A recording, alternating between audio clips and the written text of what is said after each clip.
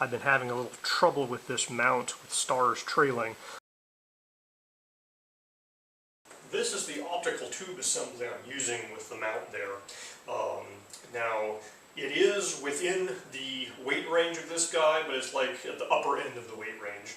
And I did have to take this dovetail and move it down to balance the camera and teleconverter down here. So there's a decent amount of weight, you know, and so there's large swing arms, and so any vibrations in this axis are going to, you know, be going back and forth and keep going for a while. So that's what I'm using with this mount. The iOptron cube mount. To get access, you just unscrew these 4 screws here and then take off the clutch tightening locking thing here, and then you can pull this guy off. There's wires on this side here.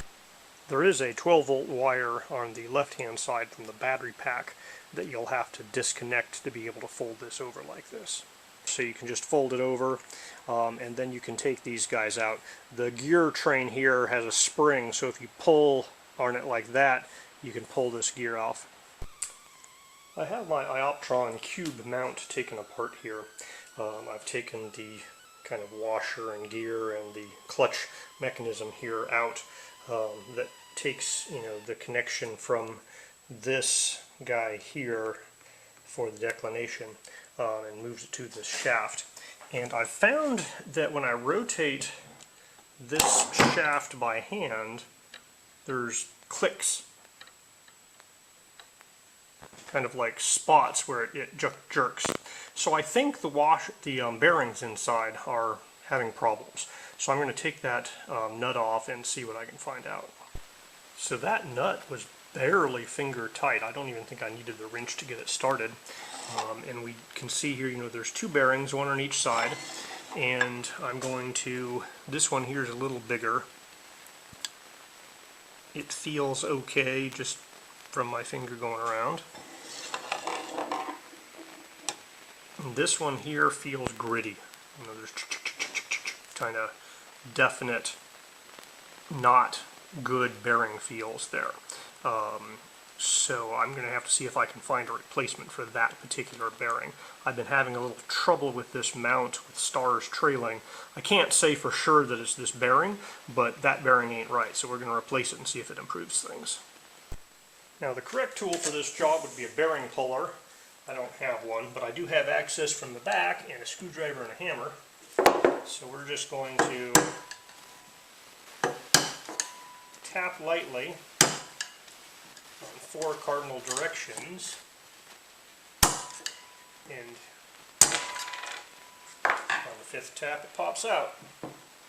Looks like a 6803Z bearing. So my particular unit, which I believe is one of the original cube mounts, it has a Cube V1025 on the inside here. It does have a spring on the bottom, and that spring is what holds this up against that gear. It seems to work pretty well.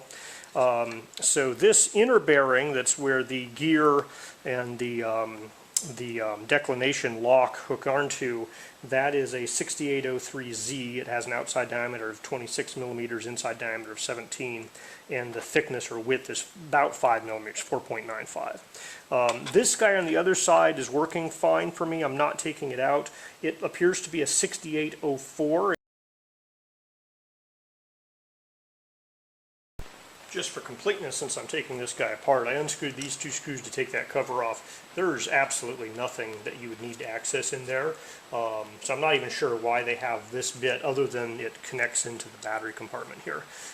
But there's really no need you would ever need to remove that unless you were trying to maybe get access to put a bearing pusher to push this bearing back in. Since I definitely have to replace a bearing, which means I have to buy a bearing for the declination, I'm going to go ahead and unscrew this bolt down here and take a look at the RA rotation on the bottom here, just in case there's anything about that I might need to get repair parts for. My adjustable crescent worked fine for the nut holding that guy on. This bolt here, it's kind of down inside, and you don't have as much room to work, so I wanted to get a box. So I have here a 9/16, which feels a little bit loose, but it'll turn it. It looks like a metric 14 is the right size. That's still slightly loose, but a 13 won't fit. So I think either a 9/16 or a 14 millimeters is how you're going to get that bolt out. So this guy was tightened just slightly more than finger tight. I definitely needed the wrench to get it off, but it wasn't super tight at all, and it has a little washer on it. And there is a bearing right in there. I'm assuming these guys pull apart. There we go. So that releases this guy. Has the gear at the bottom attached with 4 screws, and then in here you have your kind of RA drive with the you can see this black spring here that forces it up against that gear. There's a bearing that came off with the bottom here.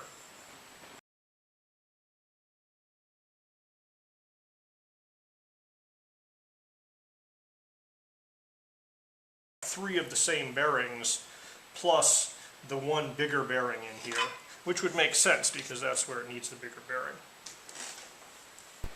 Now the question becomes, do you pay $14 for one bearing made in Japan by a known bearing manufacturer, $10 for a UXL 5-pack, or $10 for a PNZXI 10-pack?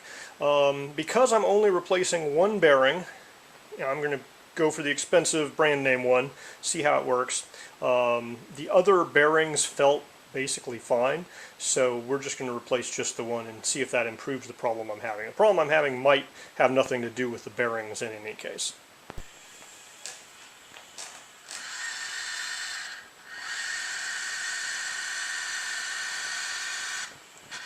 Alright, because I decided I was only going to replace the bearing on the declination motor, I just went ahead and put a little bit of synthetic lubricant, just a tiny little bit on the worm drive, put this thing back together, reassembled it. I tightened it up a little bit tighter than I found it, and the motion seems to be working just fine. I haven't been able to detect any problems with over-tightening there. Alright, I got the new bearing in, and it is much smoother than the old bearing. Ideally, you would have a socket that's the right size here. This is not it, so I'm having to turn my socket sideways to bridge the gap, and then rotate 90 degrees each time I tap it. I mean, really ideally you'd have an arbor press or a bearing press of some sort. This bearing isn't super hard to put in, so I'm just doing some light taps to get it in place. Alright, then we reassemble. This thing goes through there.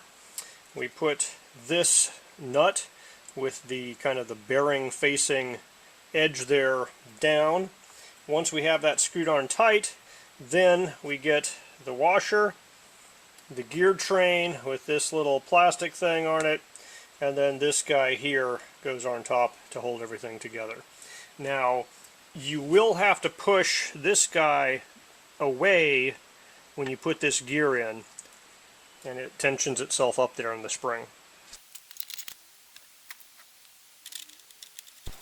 There is a 12-volt wire on the left-hand side from the battery pack that you'll have to disconnect to be able to fold this over like this.